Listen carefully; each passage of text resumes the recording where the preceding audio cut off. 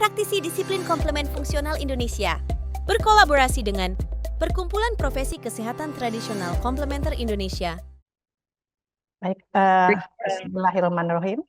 Assalamualaikum warahmatullahi wabarakatuh. Terima kasih atas kehadiran para Dewan Penasehat. Hari ini ada Prof. Agus, ada Dr. Siswanto, dan Dr. Abidin, dan Ketua PDKFI. Terima kasih banyak Prof. Purnawan Junadi dan kepada para Dewan Pakar. Untuk saya berusaha untuk manajemen stres saya saat ini karena saya berdua dengan dosen saya itu Profesor Dr. Ani Retno Rejanti Biomed, dan saya juga bisa melakukan presentasi saat ini juga atas semua ilmu yang beliau turunkan kepada saya. Di sini saya akan coba, mungkin kita lebih coba banyak berdiskusi ya Dok, gitu. Dan juga izin kepada para peserta, terima kasih sudah hadir pada hari ini. Mudah-mudahan semua sehat selalu. Di sini akan saya coba sedikit lebih ke sharing sih Dok, biomolekular aspek of exercise to combat aging.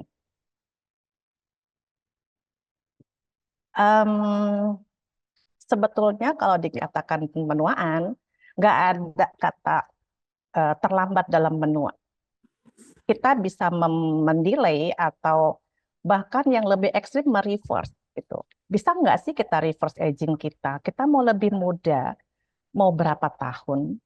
Cuma memang itu ada beberapa PR yang akan kita lakukan dan salah satu PR-nya adalah exercise. Gitu. Kenapa kita menua? Nanti di sini saya akan coba sharing apa sih the hallmark of aging, penanda aging yang mungkin nggak sih saya ini bisa lebih muda lagi misalnya. Bagaimana sih kalau saya udah umurnya udah banyak, bisa nggak sih kita bisa meningkatkan quality of life kita? Olahraga yang seperti apa? Olahraga apakah olahraga tadi justru dapat mempercepat aging kita atau menunda atau mendelay aging? Jadi tergantung kepada apa dosis atau apa hal-hal yang mempengaruhi olahraga kita tadi. Kapan kita mulai menua, segala macam. Dan apakah kita mau successful aging, aging yang biasa aja, atau hanya lifespan-nya aja yang panjang, umurnya panjang mungkin sampai 90, 100, tapi di kursi roda, misalnya apakah kita mau seperti itu, atau aging yang patologi, orang bilang sih, ini hipertensi, biasa udah tua. Kalau menurut saya nggak boleh mengatakan, ini hipertensi mah biasa, sudah tua, saya mah diabetes biasa, nggak ada. Kita di FM, kita belajar bagaimana kita menjadi menua tapi sukses, quality of life kita semakin membaik. Nah ini bagaimana kita mau panjang aja usianya, atau memang usia panjang dan quality of life kita juga semakin baik. Kita nggak tergantung dengan siapapun pada saat kita menua. Terus kalau kita usia sekarang sudah 50, usia sudah 60, sudah keburu tua nih Dok, boleh nggak kita delay? Yes, bisa. Kita bisa reverse. Bisa, tapi memang ada beberapa PR yang harus kita perhatikan. Apakah kita mau sukses pada saat aging kita atau mau aging yang biasa aja atau aging yang memang ya cuma aging yang memang successful, patologil atau common aging. Yang satu hal yang kita tahu adalah aging is multifaktorial proses. Banyak sekali PR kita untuk kita mendelay proses kita, men-slow down proses aging kita. Bagaimana caranya? Dan di FM, exercise merupakan salah satu cara untuk kita men-slow down aging tadi. Nah, di sini misalnya kita lihat nanti kita akan bicara tentang sinyal transduksi, kita bicara telomer, kita bicara mitochondrial dysfunction, kita bicara loss of protein homeostasis. Nah, jadi multifaktor. Secara biomolekuler di sini misalnya ada proses inflamasi, oxidative stress, proses inflamasi misalnya, contoh misal lifestyle kita, misal kita sedentary lifestyle, ditambah lagi kita suka makan intake atau diet glukosa yang tinggi yang menyebabkan terjadinya peningkatan dari H product kita atau advanced glycation end product kita gitu. Nah, itu dapat menyebabkan salah satunya adalah endothelial dysfunction. Sehingga otomatis apa? Sistem transport kita terganggu misalnya. Nah, kondisi gangguan dari proteostasis, kemudian gangguan autofagi itu disfungsi mitokondria itu akan menyebabkan terjadinya gangguan pada muskuloskeletal. Kalau kita memang apa namanya mulai dari biomolekuler sel dalam sel itu akan membentuk banyak jaringan. Banyak sel membentuk jaringan, jaringan membentuk organ, organ membentuk sistem dan baru membentuk gejala klinis. Kalau kita sudah ada gejala klinis berarti sudah kita bicara tentang sistem tubuh yang melibatkan banyak organ. Nah, kita jangan sampai jangan sampai timbul gejala klinis. Nah, kita selalu menyampingkan tentang biomolekular aspek. Akan nggak kelihatan dok kecil, tapi hal yang kecil kalau dia bersama-sama dia akan semakin besar, gitu. Nah, jadi di sini ada osteoporosis, osteoartritis, cardiovascular complication, atherosclerosis gitu ya, yang diawali dengan kesemutan atau apa, dan itu akhirnya akan menimbulkan quality of life yang low banget. Ada disability, kita tua nggak bisa ngapa-ngapain gitu ya, dan harus minum obat terus dan bukan ke mall perginya, bukan ke gunung atau bukan ke laut, tapi ke rumah sakit. Nah, apakah kita mau successful aging, menua yang sukses, atau ya tergantung kita dok, kita mau nanti tua mau jalan-jalannya ke rumah sakit atau jalan-jalan ke gunung atau ke laut gitu ya. Lagi nonton. Baik, kemudian, nah ini ada istilahnya stres oksidatif, autofagi, DNA damage, mitokondrial yang rusak, atau ada inflamasi yang tanpa kita sadari kita ada proses inflamasi. Nah, inflamasi itu merupakan salah satu, bukan salah banyak, salah satu dan dari penyebab penuaan tadi, penyebab aging tadi. Contoh apa yang kita nggak sadari, aterosklerosis itu kan inflamasi kronik. Nah, jadi misalnya itu akan menyebabkan fungsi tubuh kita terganggu, sehingga kalau sudah cell function-nya terganggu, ya tergantung organ mana yang mengalami weakness gitu ya. Dan itu akan menyebabkan kita timbullah gejala klinis, timbullah diagnosa diabetes, koronari, CHD, hipertension, dan sebagainya.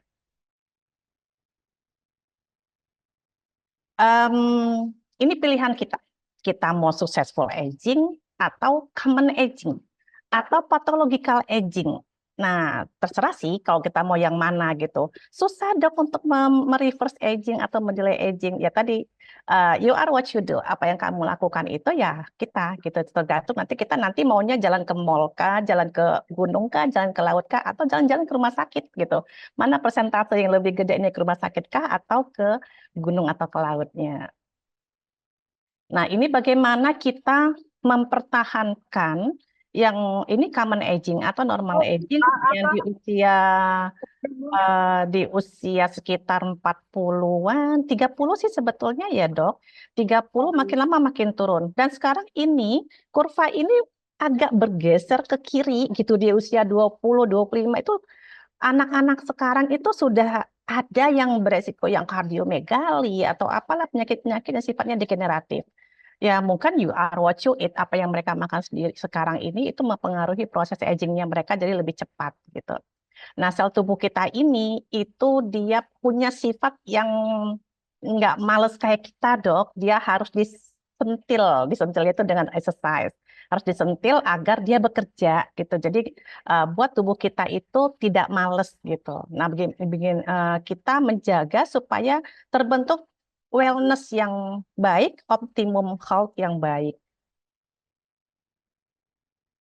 Nah, ini apakah kita gunakan tangga ini untuk kita mencapai wellness yang baik?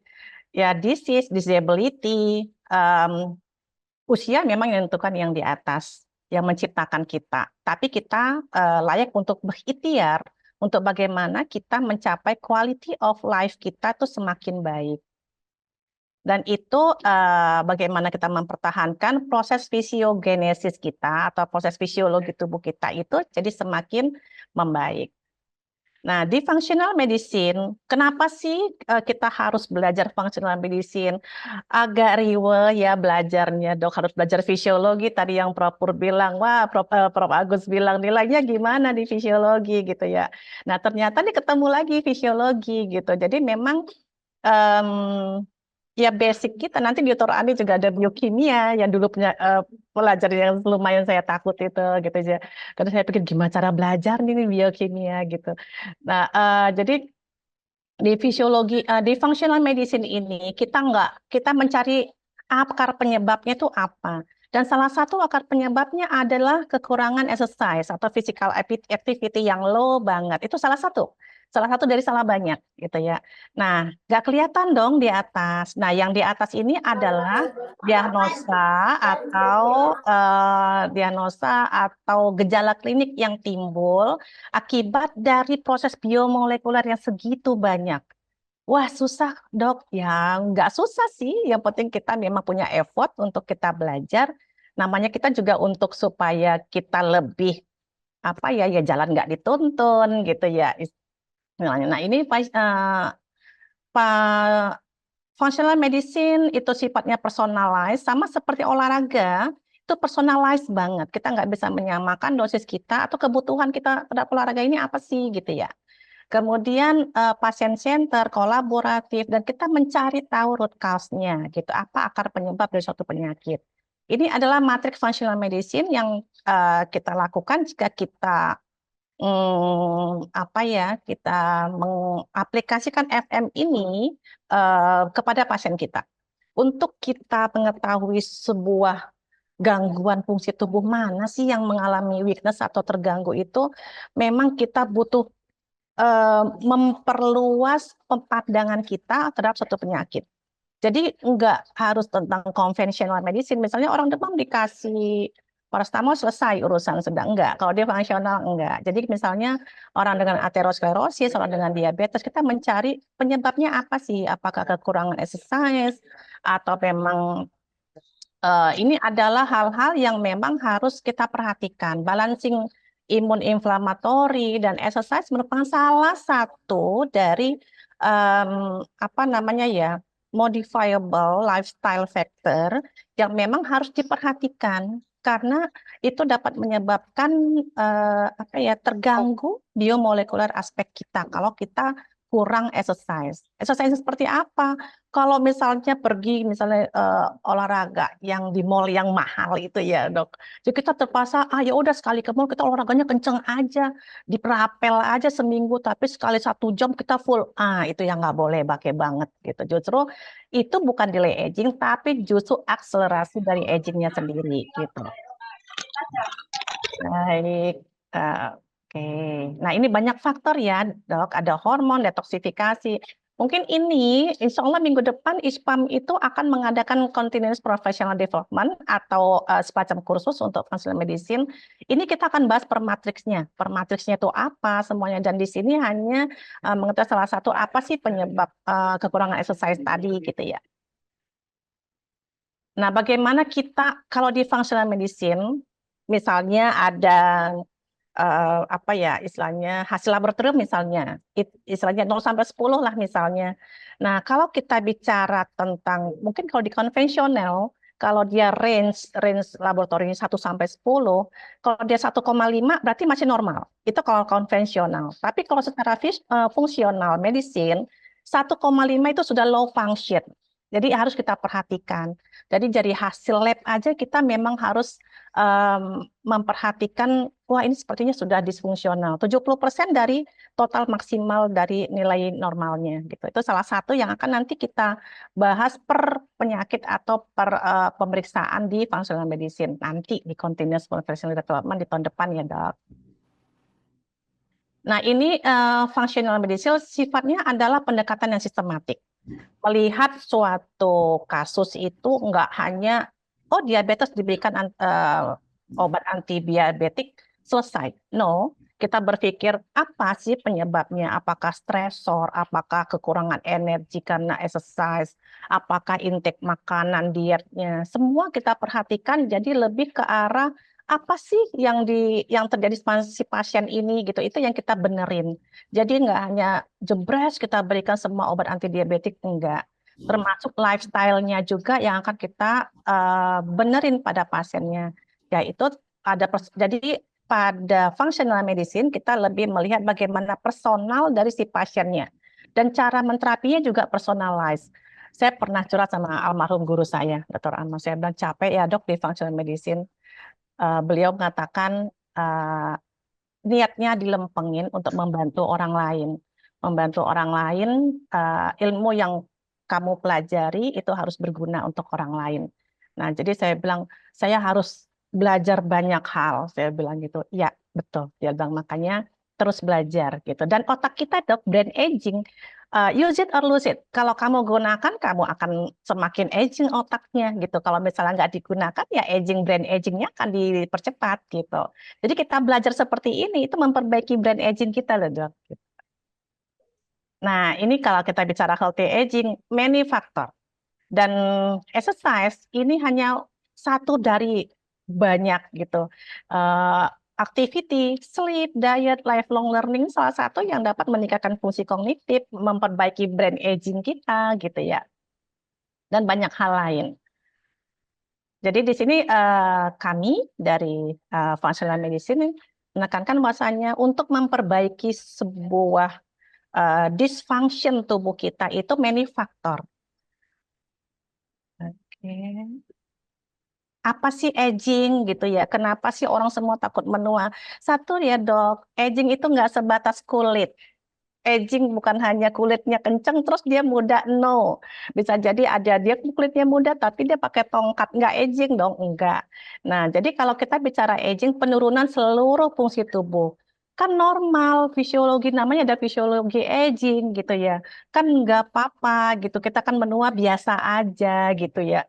Nah, tergantung kita apakah dan aging ini tadi kita mau common aging, aging yang normal aging saja, atau yang menua yang sukses, yang kita udah tua tapi kita bisa naik gunung loh gitu. Kita udah tua tapi kita bisa jalan-jalan yang nge-trek kemana gitu ya.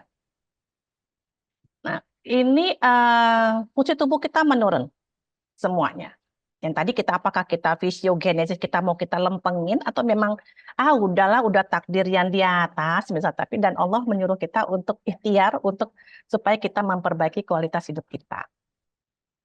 Nah, ini adalah penanda aging. Ada 9 penanda aging secara biomolekuler. Yang pertama adalah ketidakstabilan genom. Di sini kita bicara dengan DNA. DNA kita ada 2, ada nuklear DNA, ada mitokondrial DNA. Nah, nanti hubungannya apa tuh nuklear DNA sama mitokondrial DNA? Nanti di slide berikutnya itu akan kita bahas. Kemudian ada gangguan telomer. Telomer itu apa sih? Nah, ini juga salah satu yang sangat mempengaruhi apa ya? Secara sistemik nanti basic biomolekuler itu ya telomernya gitu. Kemudian epigenetik.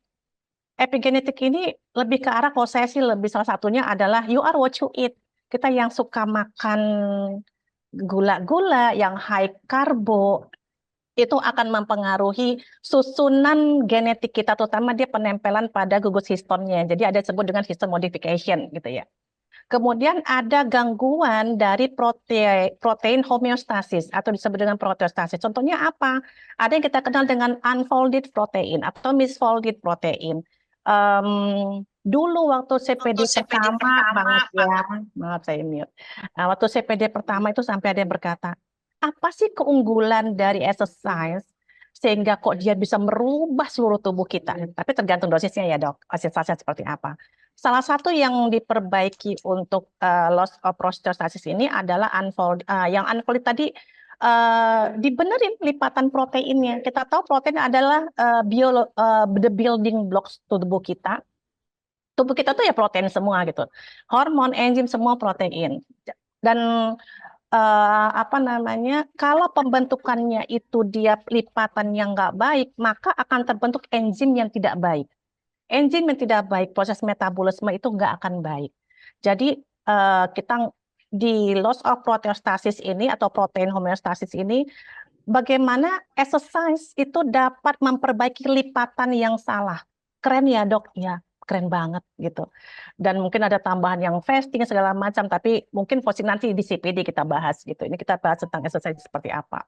Kemudian bagaimana sensor nutrien kita itu bisa mengalami deregulasi, nggak terganggu regulasinya gitu. Misalnya nanti kita bicara tentang sensor energi di dalam sel itu, misalnya AMP kinase atau AMPK, ada sirtuin, ada satu lagi saya lupa, mTOR misalnya gitu ya. Kemudian ada mitochondrial dysfunction.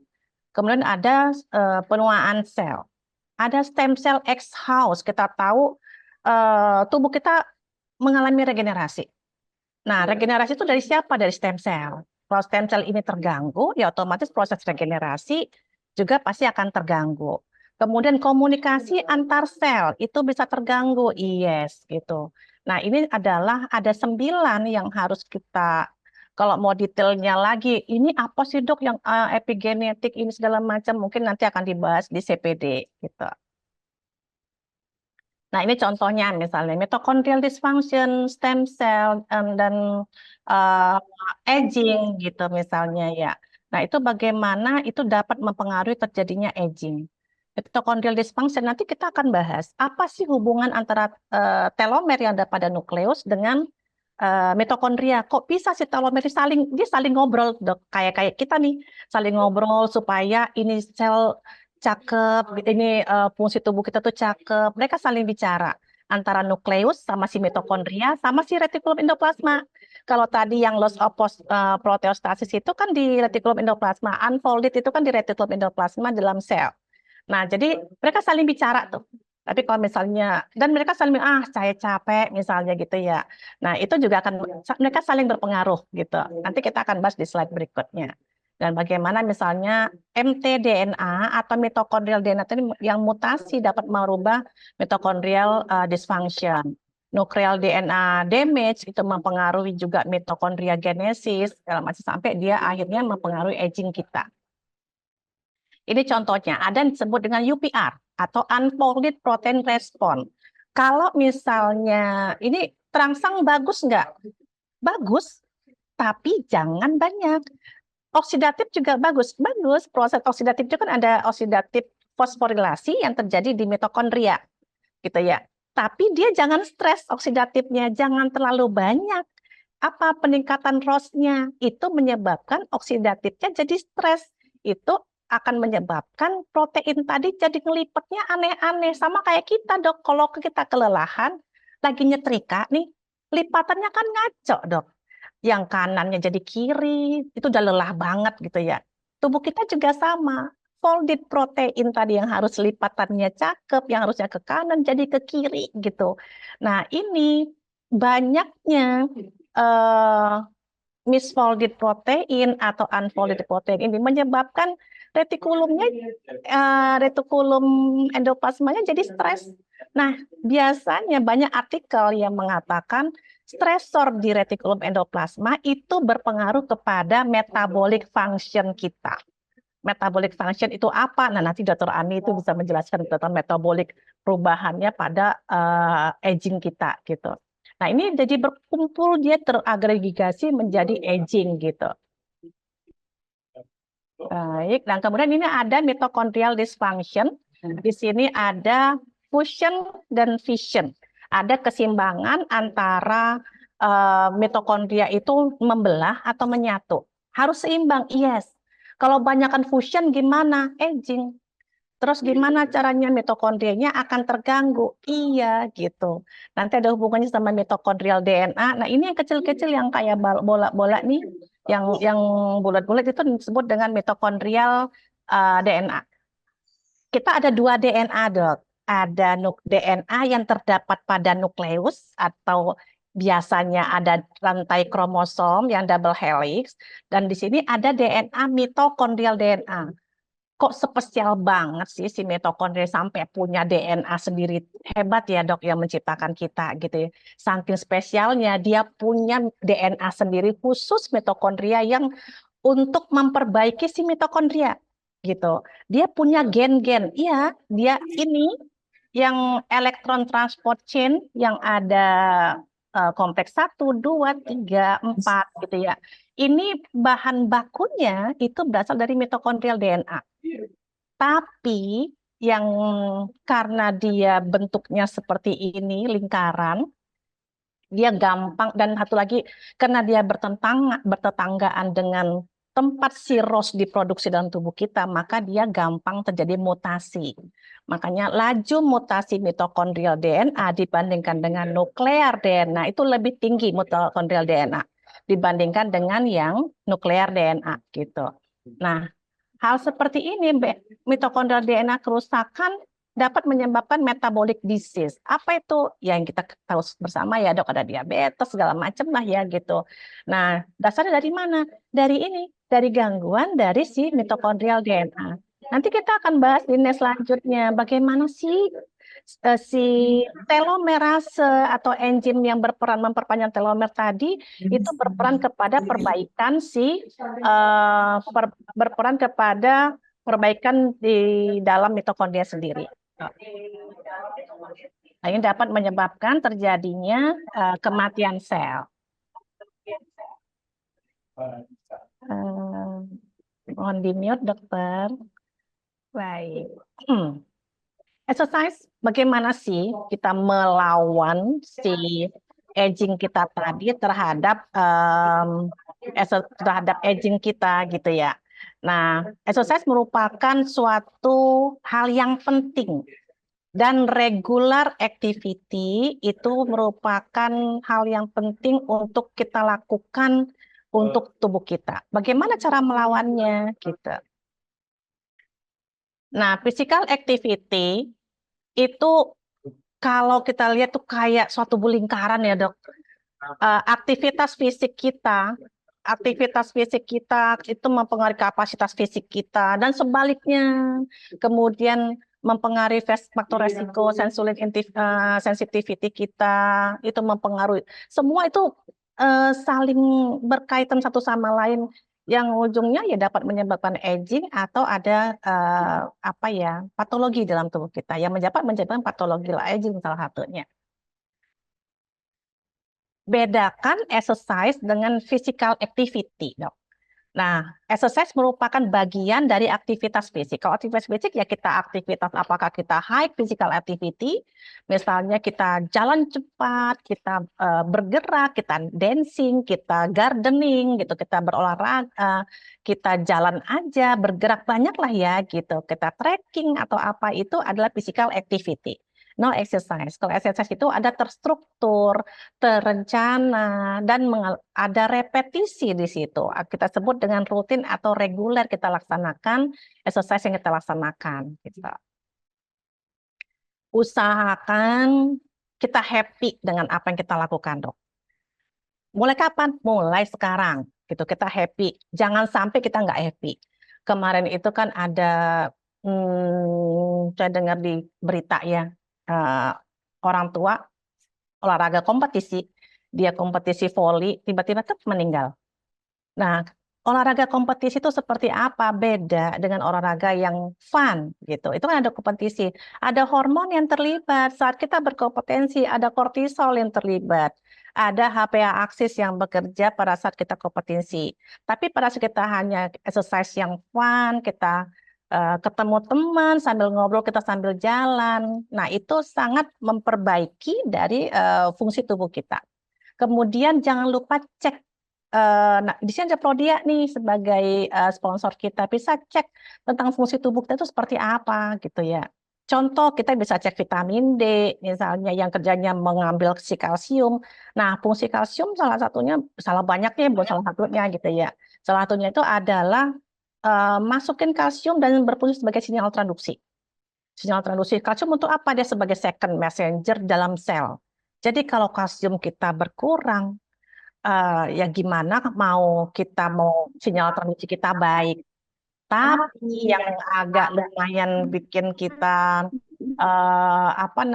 bikin kita suka minum kopi, Dok. Nah, kopi itu dapat mengeluarkan mengekskresikan kalsium yang sudah kita minum. Sayang ya, Dok. Iya, sayang banget gitu. Nah, saya suka kalau udah minum kopi itu, sayang banget ya. Saya sudah capek ngumpulin kalsium supaya tubuh kita baik. Dan yang spesial banget, saya nggak tahu ya menciptakan kita tuh seperti apa. Seperti apa menciptakan tubuh kita sebegitu komplit dan sempurnanya. Si kalsium kenapanya penting banget. Dia punya gudang kalsium. Di mana? Tulang. Di sel sendiri, saking pentingnya si kalsium, dia punya gudang kalsium di sel. Di mana? Di retikulum endoplasma yang bekerja untuk folded protein tadi. Gitu.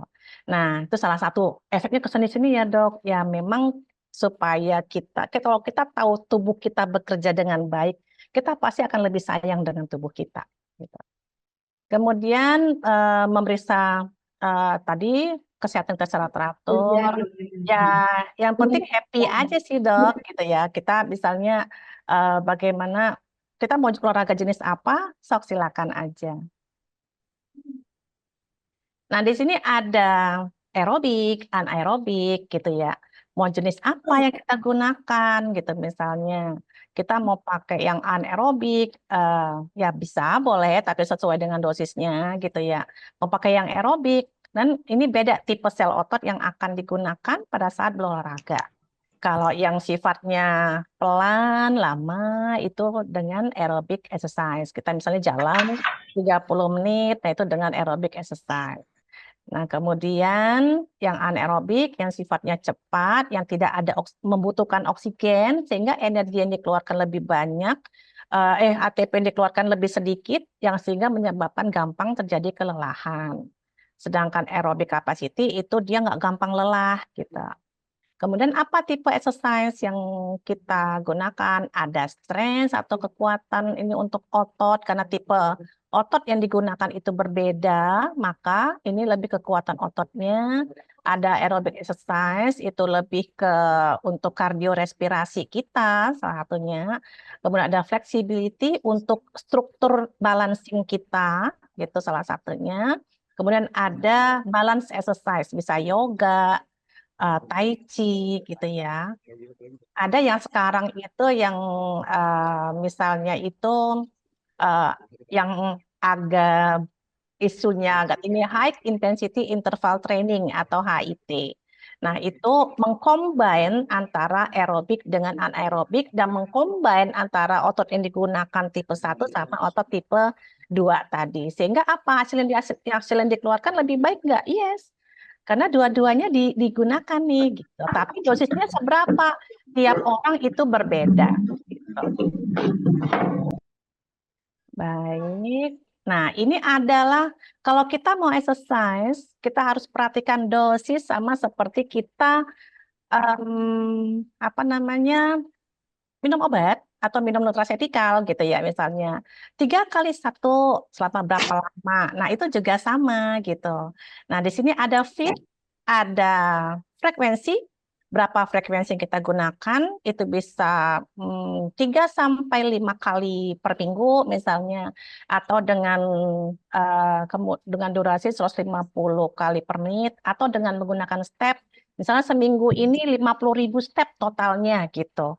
Tapi dengan dibagi 7, misalnya satu hari itu cuma hanya 5.000 sampai 10.000 step misalnya. Kemudian intensitas yang digunakan, apakah high, moderate, atau low.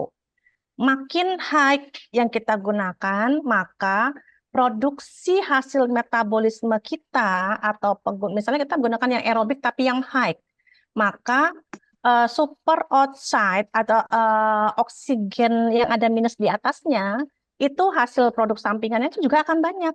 Ya, secara logikanya, makin banyak proses metabolisme yang kita gunakan, maka produksi ROS atau oksidatif, hasil produk oksidatifnya juga akan semakin tinggi. Nah, itu bagaimana efeknya? Ya, otomatis itu akan mempengaruhi, kalau makin meningkat ROS, makin tua dong. Iya, gitu. Nah, justru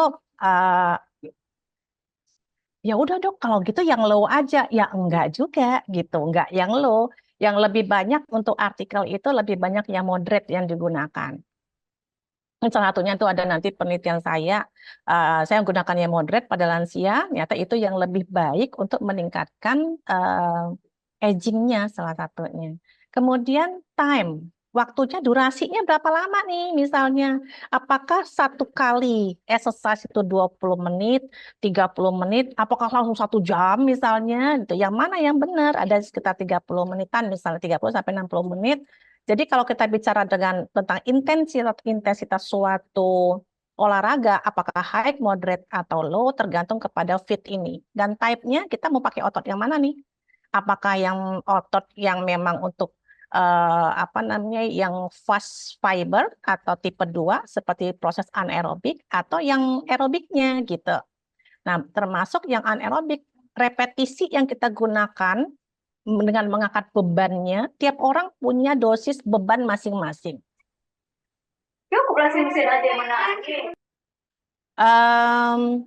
Apakah ini yang endurance training, apakah berolahraga sepeda, running, terserah mau berapa lama dan berapa berat. Ada yang mengkombannya, tadi yang pakai HIIT atau High Intensity Interval Training, atau yang hanya ya udah untuk yang moderate aja gitu ya.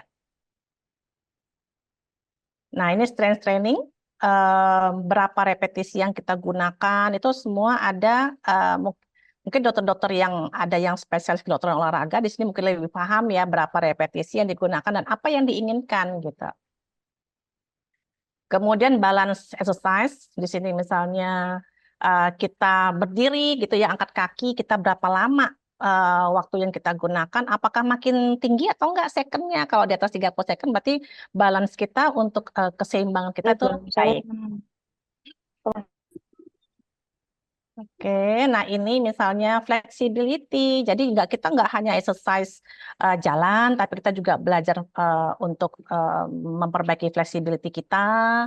Kemudian ini misalnya ada yoga segala macam ya. Yoga misalnya yoga itu dapat menurunkan kadar kortisol, kemudian dapat meningkatkan SIGA kita, imunoglobulin A kita, dan dapat salah satu yang menekan proinflamatori kita, itu yoga. Tai Chi itu dapat Tai Chi selama 6 bulan itu dapat meningkatkan aktivitas sel telomerase. Atau kita pakai jumlah langkah. Kita punya handphone toh dok, gitu ya. Setiap orang pasti punya handphone dong. Nah kita bisa lihat apa namanya jumlah step kita itu di pakai smartphone kita, gitu. Saya selalu pakai smartphone. Saya punya target satu hari itu saya harus berapa langkah nih, gitu ya. Yang dikatakan inaktif itu di bawah 5.000. 5.000 itu kalau dibilang setara sekitar 30 menit sampai 40 menitan itu cuma 4.000 biasanya dok kalau jalan pelan gitu ya. 4.000 langkah gitu. Jadi semua pergerakan kita itu di sensorik. Ini ada biomekanik sensor. Nah, itu yang dikatakan aktif adalah di atas 10.000. Nah, ini dikatakan dia di atas 7.500 dan dikatakan dia memang fisikal activity-nya aktif itu di atas 10.000. Jadi kalau satu minggu, satu hari kita 10.000, berarti satu minggu itu 70.000. Nggak mesti 70.000 sih dok, biasanya 50.000 udah cukup. Berarti bisa dirata-ratakan, berarti satu hari saya harus 7.000 langkah dok, yes. Nah, kalau misalnya ada lift, kalau cuma ke lantai 2, yang mending jalan. Terus saya nggak bisa dok, saya itu misalnya lutut saya sakit segala macam gitu ya. Pelan-pelan, tapi tetap keep moving, harus tetap bergerak gitu. Karena memang di WHO sendiri itu orang dengan sedentary lifestyle, penyakit metabolik itu selalu dihubungkan dengan sedentary lifestyle atau orang yang tidak bergerak gitu. Kalau saya bilang sama mahasiswa saya, yang cakep sekarang tuh yang satu jempolnya ototnya bagus karena yang bekerja hanya jempol pakai HP gitu ya. Bahkan sekarang tuh ada olahraga biar kita pegang handphone begini, tapi kaki kita gerakin. Banyak olahraga yang dokter-dokter bisa search di di internet atau apa. Nah, ini adalah bagaimana exercise ini mempengaruhi seluruh tubuh kita. Otot, jantung, hati, tulang kita, hematopoietic system, untuk kita lebih memperbaiki sistem imun kita, misalnya. Perlu peningkatan kompetensi dokter jaga IGD. Ini nanti. Nah, kemudian sel saraf kita. Nah, di sini ada AMPK, sirtuin, PGC1, 1 alfa, itu yang mempengaruhi dari proses neurogenesis, osteogenesis, mitokondrial genesis, gitu ya. Nah, ini yang mempengaruhi sel kita. Jadi kalau ada istilahnya apa ya, nutrigenomik, semua yang kita makan itu akan sampai masuk ke DNA kita. Begitu juga dengan exercise. Exercise yang kita lakukan itu merupakan mekanik sensor yang dapat mempengaruhi DNA kita, sehingga ekspresi, kalau gen S kita bicara tentang gen ekspresi, kita akan bicara tentang proses transkripsi, proses translasi, akan terbentuk protein atau hasil fenotype yang akan membentuk bagaimana kita.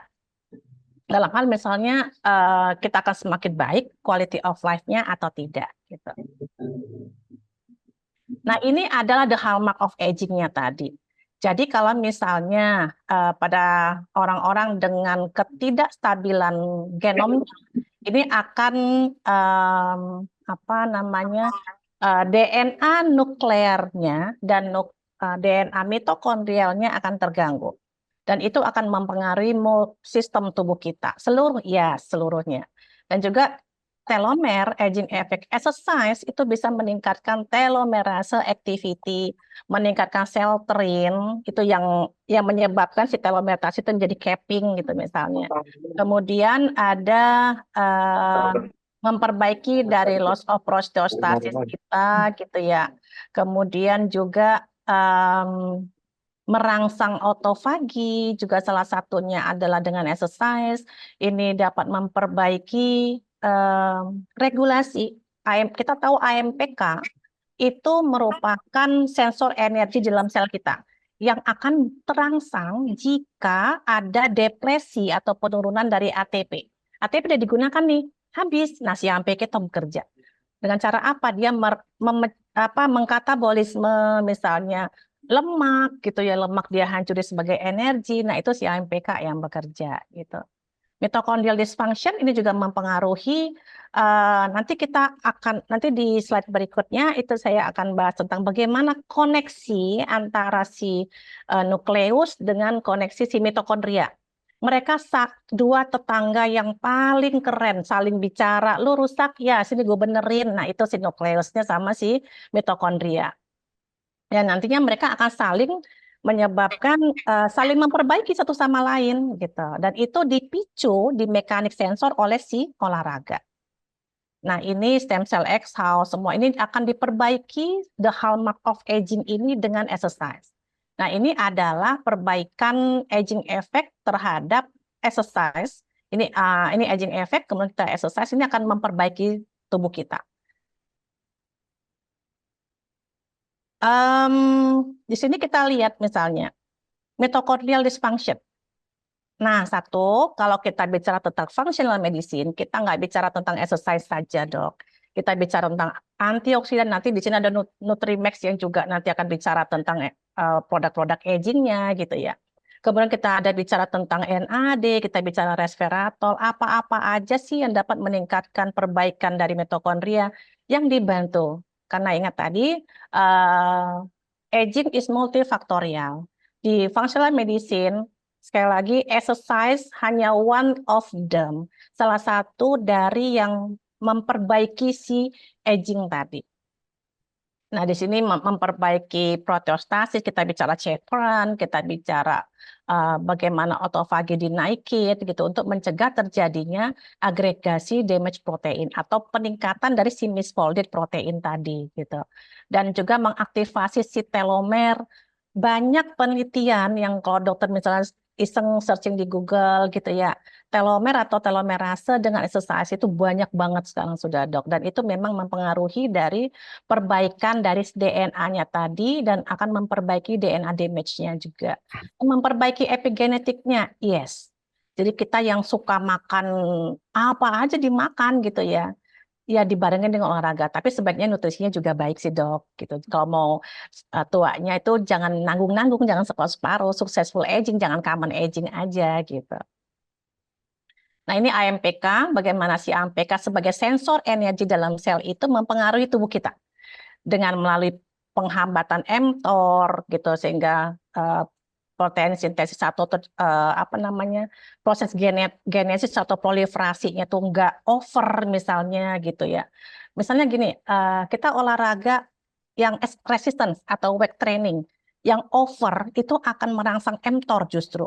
Tapi dengan olahraga yang moderate, yang reguler, dengan dosis yang low to moderate misalnya, itu justru mTOR itu diinhibisi, jadi nggak akan menyebabkan terjadinya proliferasi yang seperti apa.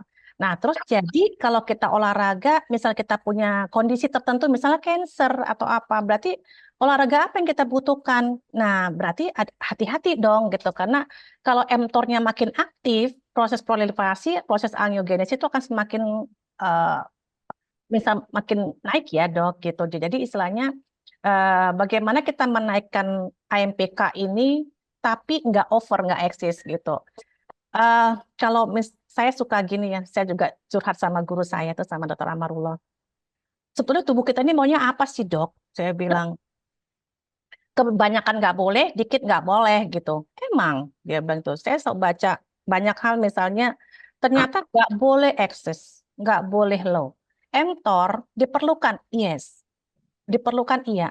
Tapi kalau dia eksis kebanyakan ngerusak, bisa memicu cancer, justru memicu yang lain hal yang dapat proliferasi jadi gede gitu ya. Tapi low boleh, enggak juga gitu. Nah makanya ada di tengah-tengah. AMPK juga sama. Kita nggak makan, misalnya intermittent fasting sampai 30 jam, terus kita exercise, AMPK-nya di up terlalu tinggi, fat oksidasi terlalu tinggi, itu mempengaruhi proses metabolik kita, dok. Gitu. Jadi, kalau kita memperbaiki diet dan exercise, bagus banget, dok. Tapi, memperbaiki dietnya, misalnya dengan IF atau apa, itu juga ada mempengaruhi metabolic function-nya kita, gitu. Nah, di sini AMPK juga berpengaruh terhadap GLUT4. GLUT4 itu kalau kita misalnya maaf saya lihat GLUT4 di sini, kenapa kita harus exercise? Kenapa orang diabetes harus exercise? Diabetes kan disebabkan salah satunya adalah resistensi insulin. Adanya insensitivity pada reseptor insulin di sel. Jadi bukan hanya semata-mata gangguan pankreas doang gitu ya. Misalnya kita cek dengan C-peptide, dengan produk sampingan dari insulin, ternyata C-peptide-nya, insulinnya bagus di darah, tapi kenapa glukosanya tinggi? Nah, di situ kita bicara tentang resistensi insulin. Nah, di sini misalnya kita ada insulin reseptor, dia nggak connect tuh, udah nempel, kok nggak beraktivitas? Kan insulin reseptor nempel di membran sel itu menyebabkan GLUT4, GLUT4 vesikel yang ada di sitoplasma ini translokasi ke atas, ke membran ini, sehingga glukosa akan masuk. Nah, itu prosesnya. Exercise tanpa itu menyebabkan si insulin tadi, udah lo jangan kerja dulu deh gitu, biar gue yang kerja, itu yang exercise-nya. Jadi insulinnya istirahat sebentar, reseptornya istirahat. Pada saat kita exercise, si insulin istirahat sebentar. Sehingga olahraga meningkatkan sensitivitas insulin. Karena dengan adanya mekanik sensor karena olahraga, itu sudah yang menyebabkan si GLUT4 tadi naik ke atas. Yang ini dok, GLUT4 vesicle naik ke atas ke glukos, sehingga glukosnya masuk. Nah, kenapa? Makanya salah satu exercise merupakan salah satu yang memang kita masukkan ke dalam dosis untuk memperbaiki lifestyle dari pasien gitu. Karena untuk salah satunya memperbaiki keseimbangan dari glukosanya. Nah, ini juga ATP depresi yang dipengaruhi oleh hipoksia, exercise, ya fasting gitu. Salah satunya itu memperbaiki si AMP terangsang sehingga hal ini terjadi. Ada autofagi. Jadi olahraga itu merangsang autofagi dalam tubuh kita. Autofagi itu apa sih, dok? Ini keren. Keren. Saya suka autofagi gitu ya. Autofagi itu misalnya dia dengan caranya ada autofagosom yang ada di dalam sel kita itu akan terangsang jika ada hal seperti ini. yang melalui rangsangan dari si AMPK atau sensor energi tadi. Nah, si autofagi itu dia merubah. Saya ingat guru saya lain ada Prof Subowo. Itu saya pernah tanya sama beliau. Dia bicara tentang misfolded protein waktu itu. Saya bilang perbaikinya dengan apa ya, Prof? Misfolded ini obat-obatan atau apa ada nggak ya, Prof? Nggak ada, dia bilang. Terus masa tubuh kita dibiarin pakai misfoldednya banyak, terganggu dong tubuh kita. Iya, dia bilang gitu. Jadi gimana dengan bilang puasa, dia bilang. Saya langsung, wah luar biasa yang menciptakan kita. Kita disuruh kalori restriction. Kemudian kita disuruh exercise, hipoksia yang rendah sedikit untuk masukkan oksigen ke dalam sel itu akan merangsang pembentukan autofagi, fatty acid oxidation, memperbaiki mitokondria, memperbaiki glukosa kita. Nah, dengan cara apa? Mekanik sensor melalui exercise, gitu salah satunya. Gitu. Nah, ini adalah bagaimana exercise tadi memperbaiki protein homeostasis. Ini adalah dengan kasus-kasus, misalnya dosisnya ini harus dikonsulin ya dok. Orang dengan heart failure itu ada dosisnya, dosis olahraganya. Mungkin bisa konsul ke dokter SPKO. Gitu. Bagaimana dosis olahraga pada kasus-kasus seperti ini. Ini menurunkan UPR, unfolded protein response. Kalau nggak diapa-apai, tubuh kita misalnya diem aja, UPR ini nggak akan apa namanya? Ya dia nggak akan terangsang. Tapi pada saat kita exercise dia akan terangsang sebentar, tapi dengan rutin dia akan semakin turun dan akan memperbaiki misfolded. Yang rusak-rusak itu dibenerin. Ini salah satu efek dari olahraga tadi memperbaiki tubuh kita, gitu. Menurunkan stres oksidatif. Sedentary lifestyle yang kerjanya juga dari kamar mandi, ke toilet, cuma dalam ke mobil, naik lift, kemudian tanpa jalan, segala macam. Nah, ini kita bicara tentang tetangga yang saling ngobrol, ada yang satu kurang makan, satu rusak, tetangganya benerin. Orang yang sedentary lifestyle cenderung terjadi progressive telomere shortening atau mitochondrial dysfunction. Banyak teori yang kenapa jadi shortening, karena pembelahan yang makin banyak gitu ya. Nah, telomer ini adalah yang ada di ujung kromosom kita. Dan dia harusnya mengcap begini, dan dia harus semacam tali sepatu, dok. Kan ujungnya tuh suka ada bungkusnya ya. Nah, itu adalah telomer kita. Dan makin kita tua, maka telomer ini semakin memendek. Sehingga apa yang menyebabkan? Maka DNA tadi rapuh atau gampang break. Makanya kita suka banyak penyakit pada saat kita tua, hubungannya karena telomer ini menjadi rapuh, jadi overhang gini dia. Nanti di slide berikutnya ada. Dan ada mitokondrial DNA yang gampang mutasi banget. Kenapa? Dia dekat dapur gitu. Jadi misalnya hasil produk dari dapur ini mengenai si mtDNA ini juga dapat menyebabkan terjadinya kerusakan gitu. Nah, salah satu yang penanda faktor inflamatori adalahnya ada tingginya cell-free mtDNA dalam darah gitu. Nah, jadi salah satunya itu kenapa si mtDNA keluar pada saat ada stresor yang tinggi gitu. Yang lagi cerah. Terus, nah ini mitochondrial dysfunction. Nah ini pada saat muda, ini ujung telomer kita mengcapping. Jadi kayak ada topiknya gitu dok. Nah ini menyebabkan dia jadi apa ya? Dia jadi cakep aja. Jadi nggak terganggu mutasi atau apa gitu ya. Nah tapi makin menua itu capping ini semakin pendek ya, sehingga ini akan menyebabkan terjadinya kerapuhan dari DNA tadi gampang break gitu. Nah, ini ada hubungan, ini aging telomere expression menyebabkan telomere shortening gitu ya. Tentang telomere ini banyak banget dok di Google, istilahnya apa sih yang mempengaruhi gitu ya. Nah, ternyata penurunan ekspresi telomer mempengaruhi mitokondria jadi disfungsi. Dan ini menyebabkan stres oksidatif sehingga mempengaruhi gangguan dari jaringan atau kronik disease-nya sendiri. Nah, di sini telomerase pada saat ada rangsangan ROS, telomerase ini akan jalan menuju ke mitokondria. dia membantu si mitokondria tadi nggak rusak, membantu si kalau mitokondria DNA nggak rusak, maka ETC atau rantai respirasi tadi itu nggak akan rusak gitu. Nanti di slide selanjutnya ada. Nah, ini adalah exercise yang dilakukan Tai Chi sih. Banyak hal lain ya, Dok. Gitu. Tai Chi juga mempengaruhi dari gejala-gejala penuaan gitu. Ini di Cina pada lansia. Ini 6 bulan melaksanakan Tai Chi dan ternyata meningkatkan aktivitas telomerase yang berfungsi memperpanjang si telomerase. Dan ini ada penelitian selama 5 tahun dengan comprehensive lifestyle, diatur dietnya yang baik, manajemen stresnya baik, activity-nya baik, social support-nya baik. Ternyata itu meningkatkan panjang telomernya. Gitu. Jadi makin panjang makin baik. Yes, teorinya seperti itu, Dok. Nah, bisa nggak sih olahraga ini memperbaiki mitokondrial disfungsi sama telomer kita gitu? Nah, kita tahu di sini, coba kita lihat, ini adalah rantai respirasi kita. Ada kompleks 1, 2, 3, dan 4. Dan ada kompleks ATP-ASE yang akan menghasilkan ATP. Nah, mitokondrial ini DNA ada di daerah matriksnya. Dan setiap ini, aktivitas di sini, oksigen yang dibutuhkan pada kompleks OXPHOS ini atau oksidatif fosforilasi ini menghasilkan ROS.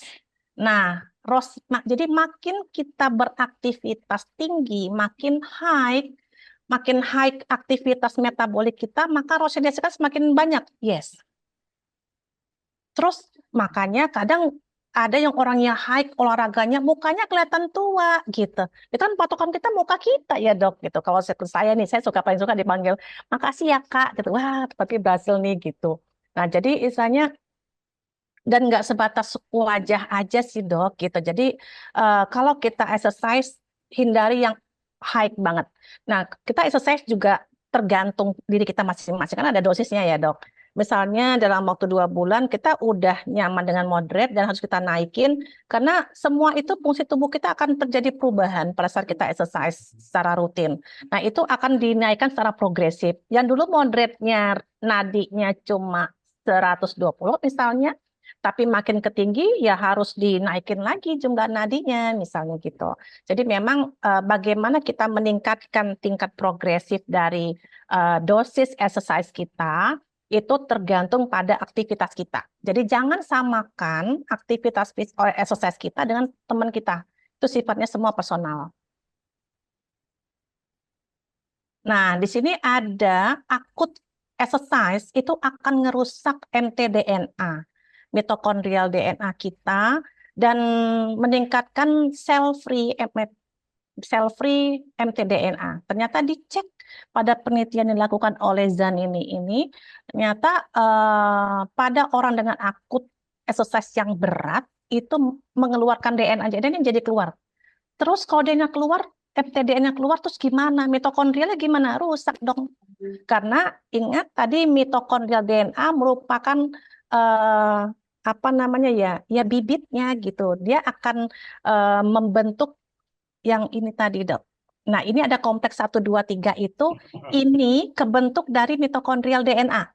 Jadi mitokondrial DNA itu ada sekitar 16.000 base pair, yang isinya itu ada ND1, ND1, segala macam yang akan menjadi cikal bakal terjadinya kompleks 1, misalnya. ND2 untuk kompleks 2, gitu. Jadi kalau si mitokondrial DNA-nya keluar dari sel, terus mitokondrianya gimana? Ya, terganggu. Nah, ternyata pada yang moderate reguler itu secara dicek di apa namanya di plasma, ternyata menurunkan cell-free mtDNA-nya. Berarti kalau olahraga jangan ngotot banget, Dok. Sayang tubuh kita gitu, mitokondria kita jadi rusak gitu. Nah, ini adalah yang merangsang mitokondria kita melalui sirtuin 1. Sirtuin itu banyak ya, Dok, ada sampai 7 apa 8 ya, 7 kalau nggak salah tuh. Nah, AMPK, kemudian ada ROS-nya sendiri, itu mempengaruhi hal ini, pengisiwan kita gitu. Nah, jadi Kita butuh ROS, yes. Kita butuh reaktif oksigen spesies tadi, yes.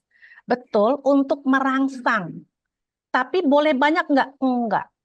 Gitu. Makanya kenapa kita olahraga harus sesuai dosis, karena memang itu dapat justru akan kayak nyenggol supaya si AMPK-nya aktif, PGC1-nya aktif. Nah, NRF-nya aktif. Bisa ya? Ini akan mempengaruhi salah satunya itu mempengaruhi ARI, namanya antioksidan respon elemen, sehingga menghasilkan antioksidan.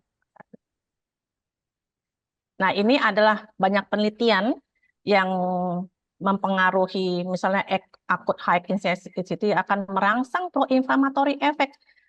Apa itu? Banyak dok, ada TNF-alpha, misalnya ada interleukin 6 yang naik jadinya, bukannya turun. Kemudian exhaustive exercise itu dapat justru menurunkan interferon kita, sehingga lebih lemah kita pada saat kita akut yang sifatnya high gitu, tinggi sampai lelah banget. Jadi kita nggak boleh gitu. Baik, saya minta dipercepat sama moderatornya. Saya cepetin dikit. Nah, terus ini apa sih efek dari exercise dan aging-nya sendiri? Nah, saya lihat gak? Nah, ini tadi saya bilang tetangga yang saling ngobrol gitu ya antara si nukleus dengan mitokondria. Nah, pada saat ada ROS naik masuk, maka si telomerase tadi, telomerase kan fungsi utamanya itu untuk memperpanjang telomer. Nah, tapi ternyata si telomerase ini banyak penelitian yang sudah dilakukan oleh para peneliti sebelumnya. Telomerase ini meningkat dengan adanya ada ROS yang menyentuh si nukleus tadi, sehingga dia akan keluar menuju ke mitokondria. Siapa? TERT ini, telomerase ini akan berikatan pada mitokondrial DNA sehingga menjaga si mitokondria. Nah, supaya apa? Pada saat ROS tinggi di mitokondria, TR tadi menjaga si mitokondria untuk mencegah supaya mitokondrianya nggak rusak gitu. Adanya kali. Baik. Nah, ini adalah penelitian disertasi saya. Nah, itu pada lansia itu 3 minggu meningkatkan telomerase. Dan di minggu ke-12, glutathione atau GPX juga menurun. Sedangkan T-bars atau oksidatifnya itu menurun di minggu ke-12, tidak minggu ke-6. Minggu ke-6 itu malah naik sedikit gitu ya. Nah, jadi pada saat ROS yang tinggi pada mitokondria itu akan merangsang, saya mungkin di next slide, nah di sini. Nah, ini pada saat akut exercise, si telomerase keluar. Nah, kemudian siapa yang memperpanjang telomer? Nah, fungsinya jadi double fungsi si telomerase tadi. Nah, tetapi jika kita laksanakan secara kronik, itu mitokondria, jadi si telomerase ini dalam simpelnya itu sebelum si antioksidan kebentuk banyak, maka telomerase ini menjaga si mitokondrial DNA tadi. Dia ada reseptornya, nempelnya itu di mitokondrial DNA si telomerase tadi, pada saat akut exercise. Nah, begitu si mitokondria menghasilkan antioksidan yang banyak, telomerase tadi terblok. Dia nggak akan keluar lagi ke mitokondria. Oh, udah banyak ya, udah banyak yang bantu gitu istilahnya kalau telomerase bilang. Begitu antioksidannya tinggi, mitokondria ini kan sifatnya kalau terbentuk ROS banyak, maka dia akan mengeluarkan antioksidan yang banyak. Nah, sebelum dia banyak tuh kebentuk GPX-nya pada penelitian saya, si telomerase stop aja. Nah, tapi begitu sudah sudah banyak telomerasenya atau begitu udah banyak antioksidannya, tingginya antioksidan tadi ngeblok si telomerase jangan keluar dari nukleus. Apa yang terjadi di nukleus? Telomernya jadi panjang. Dia kembali ke fungsi awal untuk memperpanjang telomer.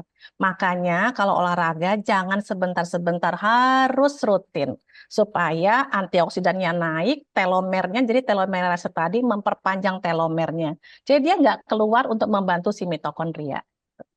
Saya mungkin 3 atau 4 slide lagi. Nah, ini bagaimana tadi saya sudah jelaskan bagaimana si kalori restriksi tadi mempengaruhi AMPK sirtuin 1 atau PGC 1 alpha atau mempengaruhi si Yang tadi mTOR. di teleponnya dia nanya Ustazah, Ustazah.